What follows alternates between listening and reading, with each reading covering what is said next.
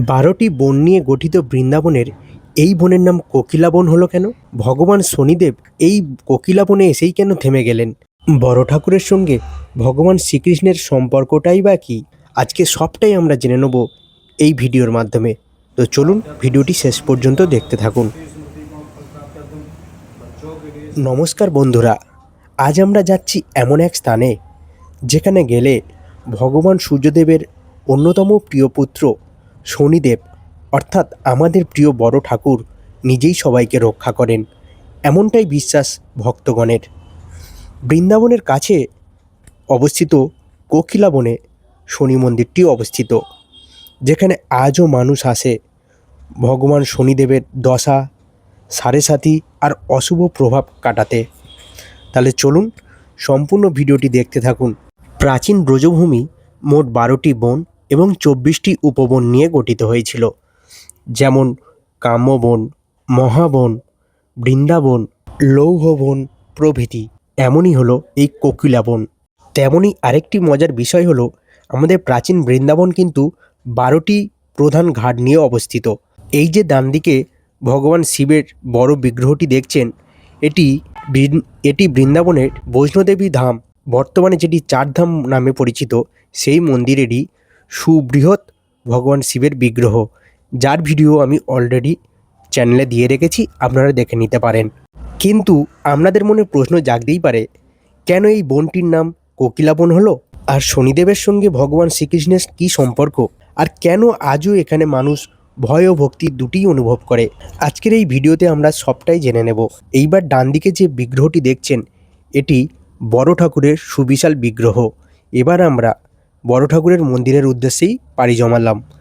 আপনাদেরকে একটা কথা বলে রাখি, বারবার শনিদেব নাম নিতে আমিও চাই না। তাকে সম্মান জানাতে আমি এখানে তাকে বড় ঠাকুর বলেই সম্বোধন করব, কারণ আপনারাও জানেন তার নাম নিলে তিনি রুষ্ট হন। এবারে বলি, এই বনের নাম কোকিলা বন হলো কেন? প্রাচীন বৃন্দাবন ছিল ঘন বনভূমিতে ঢাকা, আর এই অঞ্চলে একসময় অসংখ্য কোকিল পাখির বসবাস ছিল। ভোর থেকে সন্ধ্যা চারিদিক ভরে থাকতো কোকিলের মধুর কুজনে।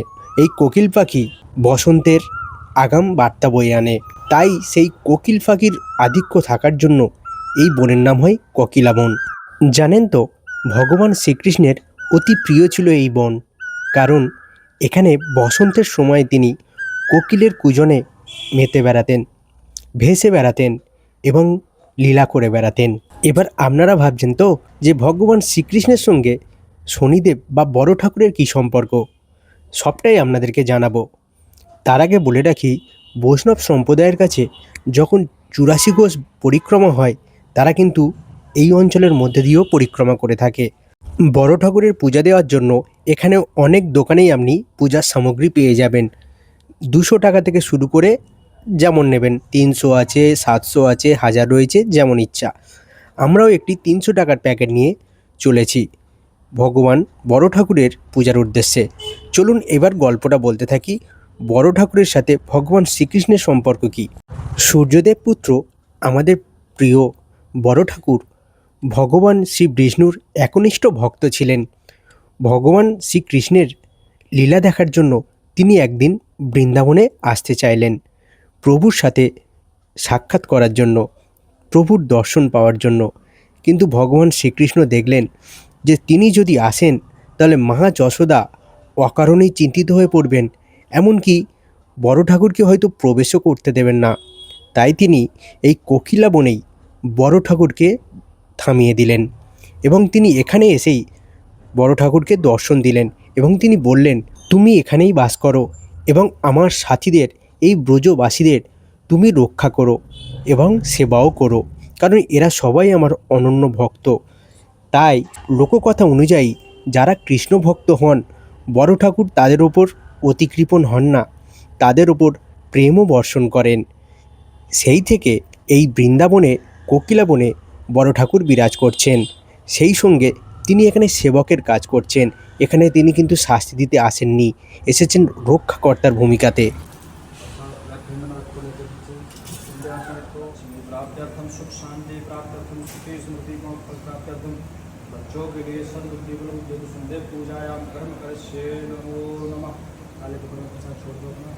ओम लीलांजने समाभासं ददे पुत्रं यमात्रं छायामात्रं संभुतं तं नमामि संस्कारा कपड़ा हाथ में पालो को ये लो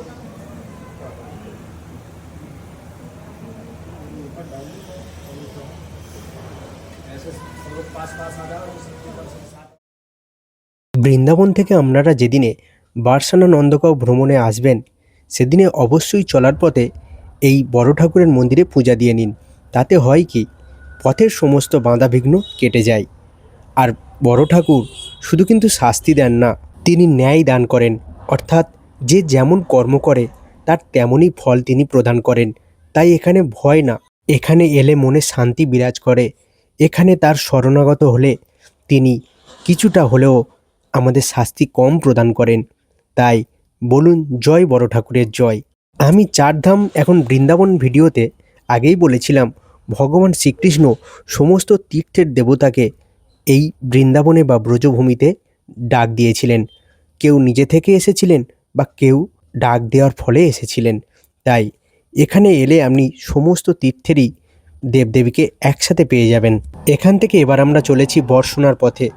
বর্ষণাতে গিয়ে আমরা এবার রাধারানী মহল দর্শন করব। পরের ভিডিওতেই আশা করছি আপনারা সেটি দেখতে পারবেন। তাহলে সঙ্গে থাকুন এবং ভালো লাগলে ভিডিওটি একটি লাইক করে দিন।